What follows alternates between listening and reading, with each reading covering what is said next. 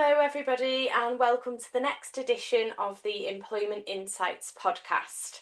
My name is Rebecca Cairney, and I am a partner in the Employment Pensions and Immigration team based in Liverpool. And I'm joined today by my colleague Reehan Chaudhry, who's a principal associate based in the Liverpool Employment team. Hello, Reehan, and thank you so much for joining us today. Hello there, everybody. Good to have you with us. So today we are going to discuss a topic that has historically been quite rare to come across, or certainly unusual to come across in the employment tribunal, but something that we've definitely seen a huge increase of over recent months, and so much so that there's been some new presidential guidance issued. So I understand, Reehan, we're here to talk about interim relief. That's right, yes. So essentially, interim relief is an exceptional, or in some cases, an emergency measure, granting a type of injunctive relief to suspend a dismissal or order back pay in circumstances where Section 128 of the Employment Rights Act 1996 applies, or Section 161 of the Trade Union Labour and Relations Consolidation Act 1992 applies. So the important thing to note is that interim relief can only be granted if a claimant can prove they are likely to succeed with a claim for automatic dismissal, namely specified union membership or activity, or if they've made a whistleblowing disclosure, or they've been dismissed for carrying out activities as a health and safety rep, a working time rep, an occupational pension trustee, or an employee rep for collective redundancies. Okay. And so I suppose the first protocol then is, why has the presidential guidance been issued? So issued very recently on the 22nd of June 2026. The main reason is to stem the growing number of applications due to AI. Paragraph 4 of the presidential guidance notes there's been a significantly large increase in protected dismissal cases. In the previous years, the tribunals have reported 20 per annum. Now most offices are receiving 20 a month, which represents a huge increase.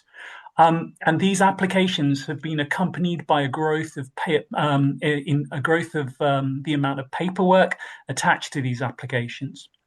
The presidential guidance reports that the increased number is having an adverse reaction on the administration of justice because other hearings must be postponed or delayed to make way for these applications, which take a priority. The presidential guidance also notes that there has been an increase in satellite litigation arising from interim relief hearings, such as costs applications. So what the presidential guidance seeks to do is to provide an up-to-date framework reminding litigants in person and assisting the employment tribunals with determining applications correctly. So judges must have regard to the presidential guidance, but they are not bound to it exclusively. Paragraph 27 of the presidential guidance confirms that the default listing for an interim relief hearing will be 3 hours by CBP before a judge sitting alone. Time will be extended exceptionally, 1 hour for a judge to read the papers, 30 minutes each for each party to make submissions, and 1 hour for a judge to decide the case. Okay, so quite tight time scales there. And I suppose, could you then describe what factors must be considered by the employment tribunal when they're considering interim relief applications? Sure. Employment tribunals will only grant interim relief if a claimant can show that it's likely that they will succeed at the full merits hearing, that we're showing that the dismissal was due to an automatic unfair dismissal reason. And so the definition of likely has been given some gloss. So likely does not simply mean more likely than not, but a significantly higher degree of likelihood, something near to certainty than mere probability. That's what President Underhill said in the Ministry of Justice's phrase, a 2011 case. The burden rests squarely on the applicant or the claimant. Therefore, if a claimant cannot satisfy the employment tribunal that their automatic unfair dismissal claim has a pretty good chance of success, regardless of its other merits, an order cannot be made. It needs to be nearer to certainty than mere possibility. And that was re-emphasized in the case of Taplin and C. Shipham Limited, a 1978 case. Therefore, it's unsurprising that the test imposed by Section 129(1) of the Employment Rights Act 1996 and Section 163(1) of the Tull-Rucker Act 1992 has been interpreted by the tribunals very stringently. Yeah, that's all understood, Reehan. Thank you. And so, what are the practical steps that the parties need to take then in if they're involved in an interim relief application? Sure. So the hurdles that have been set are extremely high. The claimant has to present an ET1, an application for interim relief, before the end of the 7th day of the effective date of termination, or before their notice period expires. If the claimant or applicant is claiming a dismissal, automatic unfair dismissal for a trade union related reason, they need to obtain a certificate from an authorized trade union member confirming the day the claimant either proposed to be a trade union member or was actually one, and that the trade union official had reasonable grounds for supposing that the reason for dismissal was the one alleged in the complaint. That's Section 1613 of the Tull-Rucker 1992 Act. Important to note, there's no need for the claimant to go through ACAS first if the claim is confined to unfair dismissal. However, if it relates to whistleblowing, an early conciliation certificate is required. The employment tribunal must determine an interim relief application as soon as reasonably practicable and give at least 7 days' notice to the respondent. Applications to postpone interim relief are rarely granted, save in exceptional circumstances. The one reported case I could find cited deliberate fraud by the respondent employer. So exceptionally unique circumstances would be required for the postponement. And important to note, the interim relief will be treated as a preliminary hearing. Okay, thank you. And so you mentioned earlier that the hearings are supposed to be limited to around 3 hours. And so what could employers expect if, they are faced with this type of application and they do need to go to an interim relief hearing? Sure. Normally, you'd expect to see a judge sitting alone. Exceptionally, a judge may call for a panel in very complicated cases. However, that's extremely rare. And at this particular hearing, the judge can consider preliminary matters like employee status and arguably time points based on the ACAS certificate for whistleblowing cases. Important to note, oral evidence is exceptional due to the summary nature of the proceedings, where the employment tribunal is not testing live evidence, but determining issues on the papers. So normally papers are confined to the pleadings, but the tribunal has a degree of flexibility. So an absence of a formal witness statement will not be fatal to an application.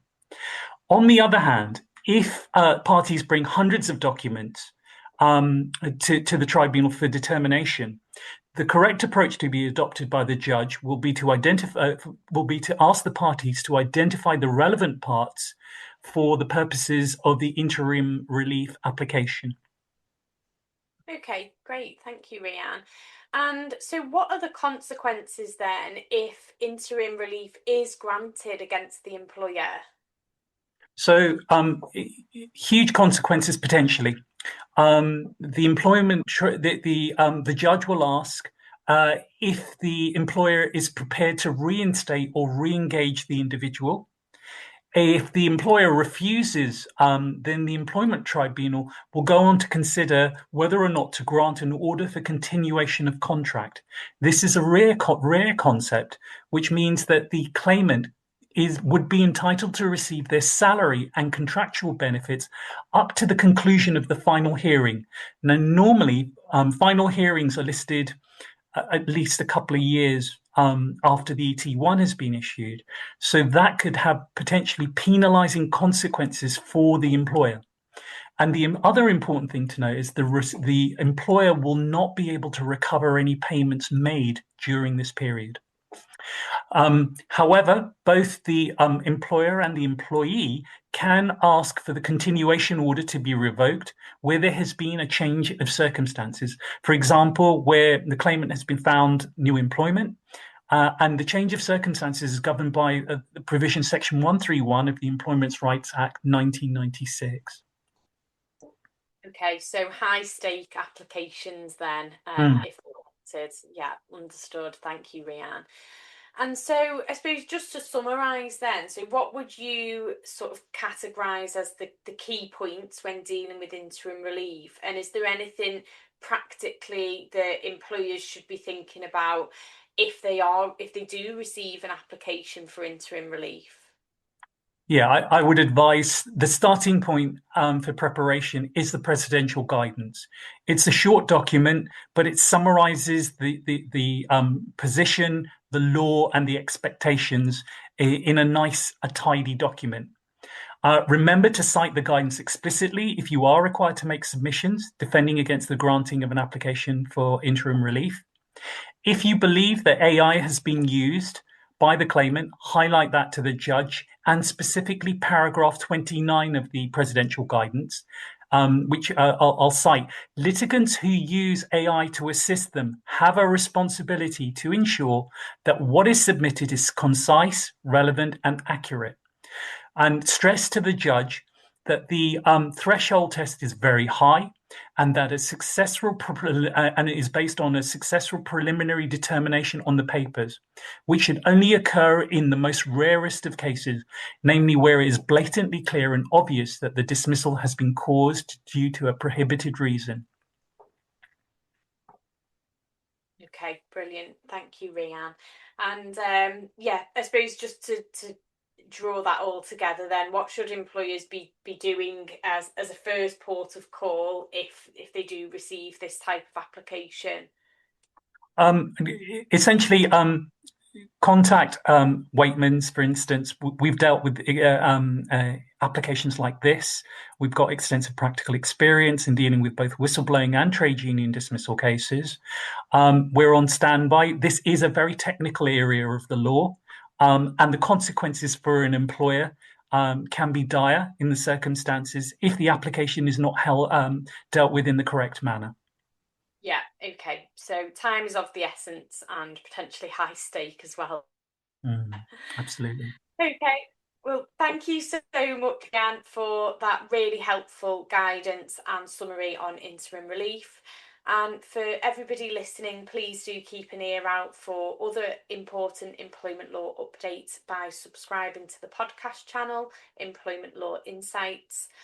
For now, if you do need any assistance with anything, whether it's interim relief related or employment law related, please either contact myself by email at rebecca.cairney@waitmans.com or Reehan on reehan.chaudhry@waitmans.com. Thank you again for joining us today, Reehan. That was a really helpful update. My pleasure. Thank you. And finally, thank you everybody again for listening.